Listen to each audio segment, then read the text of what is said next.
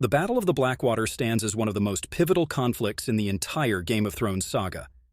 It all kicked off after King Robert Baratheon's death, when the Iron Throne became a hot commodity. Joffrey Baratheon, claiming to be Robert's son, seized power. But Stannis Baratheon, Robert's brother, wasn't having any of it. He believed the throne was rightfully his, and he was ready to fight for it.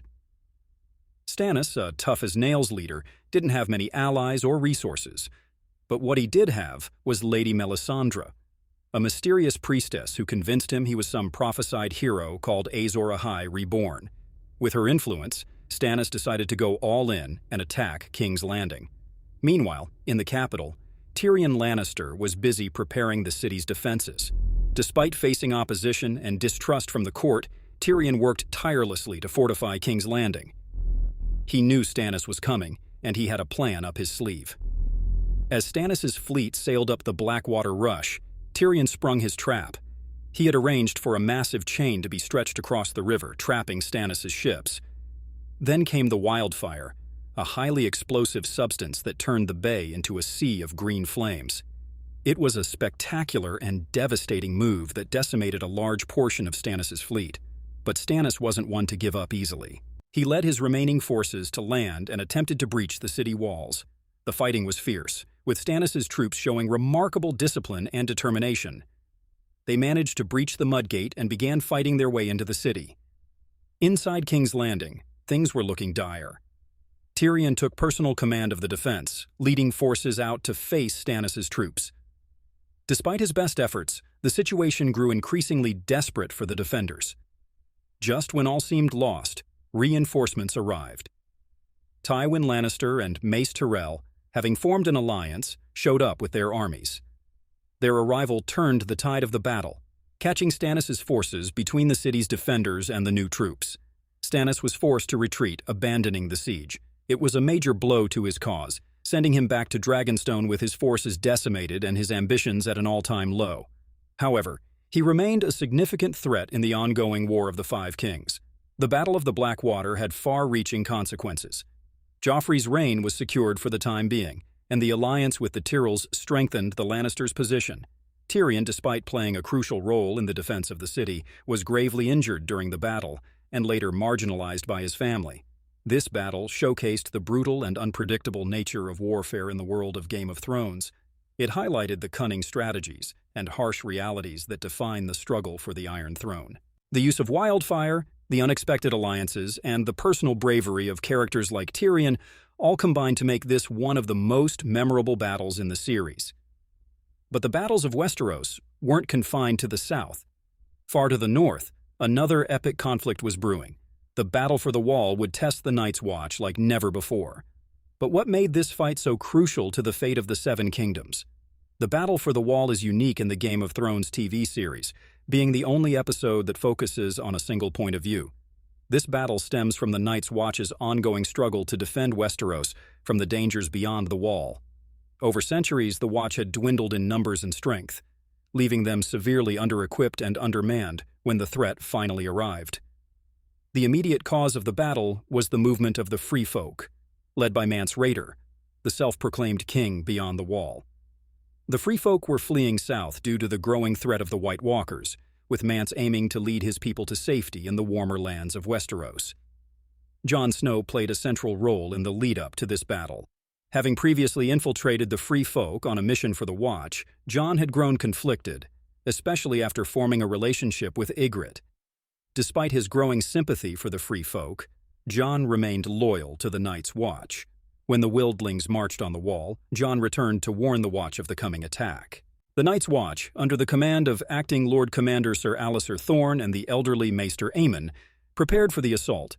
Despite being severely outnumbered and facing internal conflict, they stood ready to defend the Wall. Mance Rayder's forces were vast, comprising not only wildling warriors but also giants and mammoths. Their plan involved attacking the Wall from both sides. Mance's main force would assault from the north, while a smaller group, including Jon's former wildling companions, would attack from the south after scaling the Wall. The battle began with the southern attack, led by Tormund Giantsbane. This assault was particularly dangerous because it targeted Castle Black directly, where the defenses were weakest. Jon took a leadership role in this defense, rallying the men and organizing the defenses. The fighting was brutal and chaotic, with Jon fighting alongside his brothers against overwhelming odds. Despite the wildlings' ferocity, they were unable to breach the wall itself. This was largely due to the defensive measures put in place by the Night's Watch, including archers, oil fires, and a giant scythe that prevented anyone from scaling the wall. The attack on the southern side was eventually repelled, but not without significant casualties. The main assault from the northern side was even more daunting. Mance's forces attempted to break through the wall's defenses, using giants to try and break open the gates. But they were met with fierce resistance from the defenders. Just when things seemed bleakest, an unexpected savior arrived. Stannis Baratheon, having learned of the wildling threat through Jon's reports and Melisandre's visions, sailed north and landed at Eastwatch by the Sea. He then marched his men to join the battle.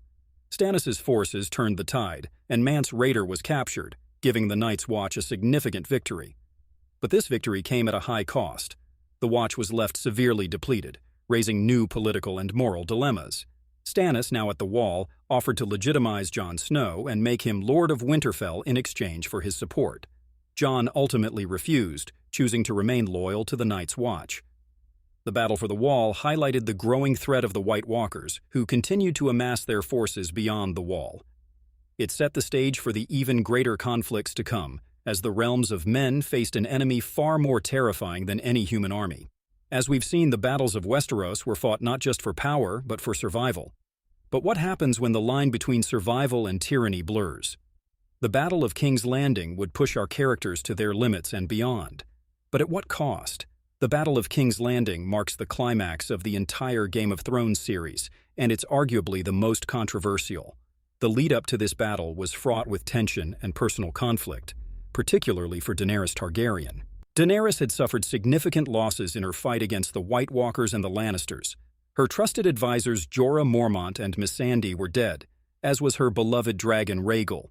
These losses, combined with the revelation of Jon Snow's true identity as Aegon Targaryen, and thus the rightful heir to the Iron Throne, pushed Daenerys to the edge. She grew increasingly paranoid and ruthless, feeling isolated and threatened. As Daenerys prepared to attack King's Landing, her advisor Tyrion urged her to show restraint and avoid unnecessary bloodshed.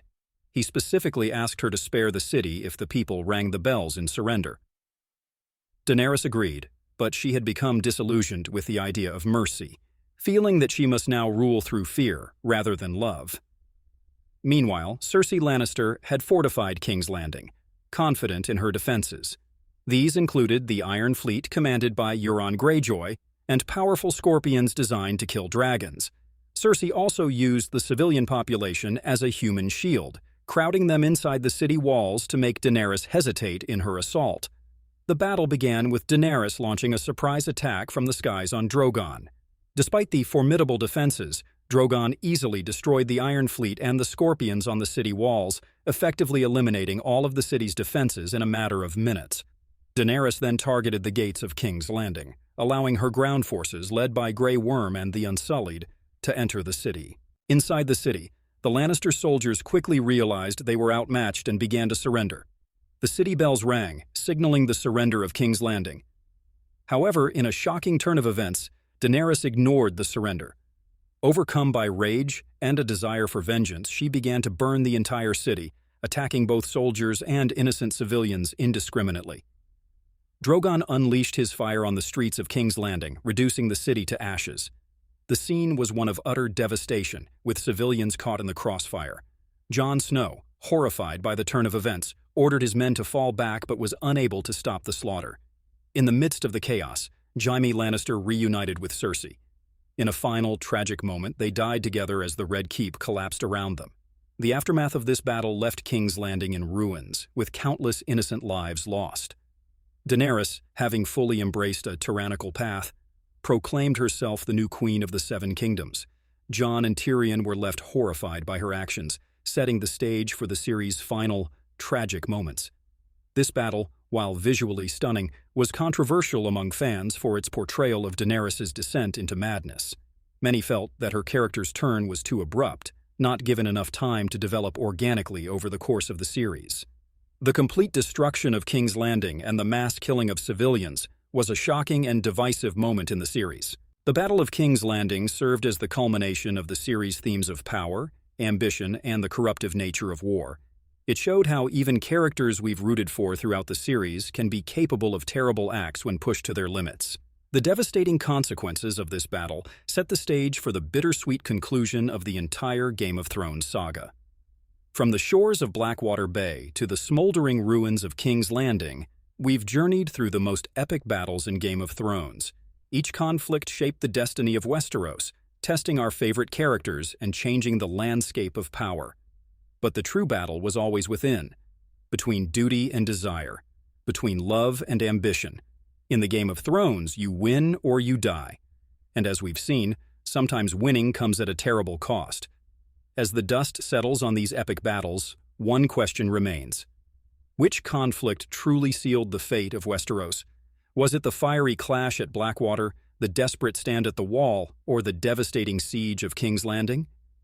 The Game of Thrones is won with swords and dragons, but also with choices that echo through history. What battle would you have fought differently? Share your thoughts in the comments below, and don't forget to subscribe for more deep dives into the world of ice and fire. Winter may have come and gone, but the legacy of these battles lives on. Until next time, remember, the North remembers, and so should you.